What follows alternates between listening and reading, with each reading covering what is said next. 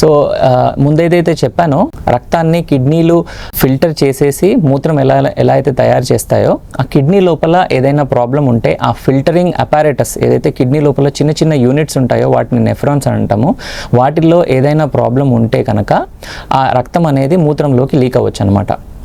అలానే కాకుండా కిడ్నీలో మూత్రం తయారైన తర్వాత అది మన శరీరం నుండి బయటికి వెళ్ళేంత వరకు ఏదైతే దారి ఉంటుందో దాన్ని యూరినరీ ట్రాక్ట్ అని అంటాం.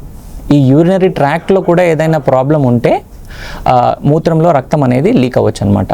యూరినరీ ట్రాక్ట్లో 3 భాగాలు ఉంటాయి. ఒకటి యూరిటర్ ఏంటి అంటే కిడ్నీలో మూత్రం ఏదైతే తయారవుతుందో ఆ తయారైన మూత్రాన్ని మూత్రాశయం వరకు చేర్చేది ఆ కనెక్టింగ్ పైప్ ఏదైతే ఉంటుందో దాన్ని యూరిటర్ అని అంటాం.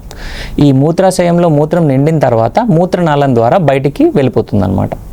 సో యూరినరీ ట్రాక్లో 3 భాగాలు ఉంటాయి: యూరిటర్, మూత్రాశయం, మూత్రనాళం అనమాట. వీటిలో ఏదైనా ప్రాబ్లం ఉన్నా కూడా మూత్రంలో రక్తం అనేది లీక్ అయ్యే ఛాన్స్ ఉంటుంది.